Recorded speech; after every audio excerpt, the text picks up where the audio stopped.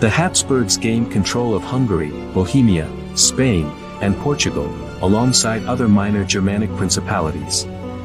In this first part, we will talk about the rise of the Habsburgs from a lowly house to their establishments on the thrones of many European kingdoms.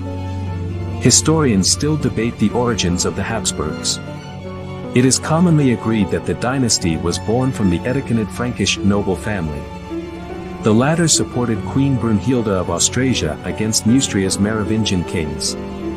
Following the queen's defeat in 613 and the unification of all of the Franks under the rule of Dagobert I during the early 630s, the Edicanids rose to prominence and obtained the Duchy of Alsace.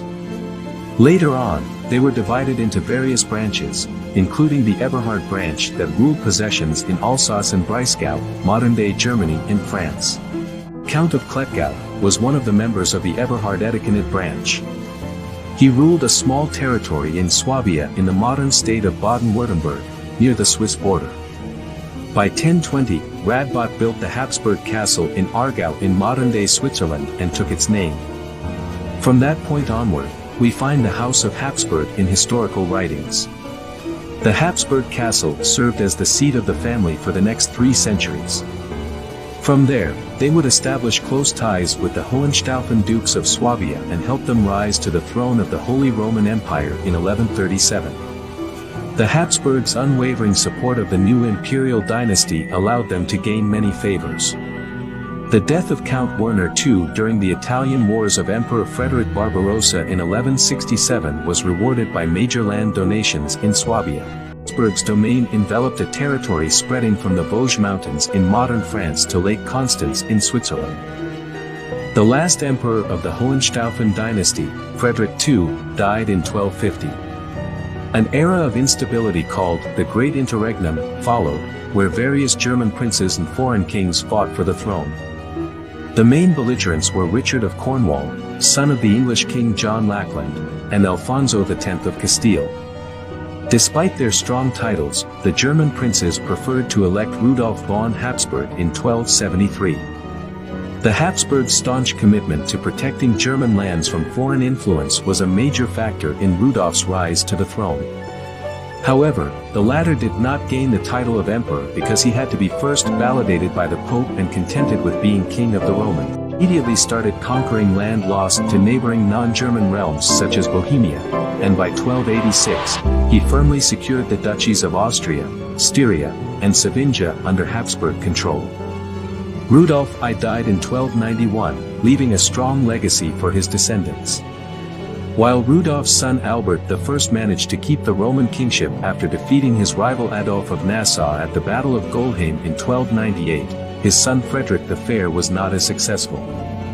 He lost the imperial crown to Louis of Wittelsbach.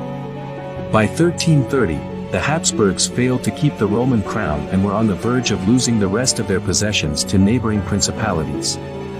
Habsburg rule was continuously challenged in Bohemia by the House of Gorizia and the House of Luxembourg. Additionally, Swiss pressure pushed the Habsburgs out of the Confederacy, and by 1415, the Habsburg castle itself was lost. Despite the major setbacks of the 14th and 15th centuries, the Habsburgs spread their influence in Austria and Istria. In 1379, the multitude of family members led the split of the dynasty into Albertinian and Leopoldian lines. While the former had control of Lower and Upper Austria, the latter ruled Inner Austria, Styria, Carinthia, and Cariola. In the early 15th century, the Duke Albert V of the Albertinian line gained control of Bohemia, Hungary, and Luxembourg. However, his death in wars against the Ottomans broke Habsburg rule over Central Europe. In the meantime, the Leopoldian line split even further. Despite that, Count Frederick was elected to the Roman throne in 1440. In 1452, he was crowned emperor by the Pope in Rome. This gesture gave the Habsburgs legitimacy to rule over the Holy Roman Empire for centuries to come. While in the ecclesiastic capital, Frederick III married Eleanor of Portugal, building the first familial link with the Iberian kingdoms. In 1453, the emperor gave the title of Archduke of Austria to his family. Following the death of Ladislaus of the Albertinian line, Frederick inherited the lands of the Albertinian Habsburgs, reunifying the great house.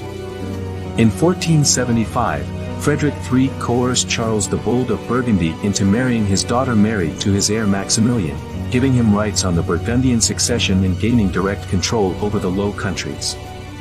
Following the death of Mary in 1482, Maximilian and his father attempted to gain control over Burgundy.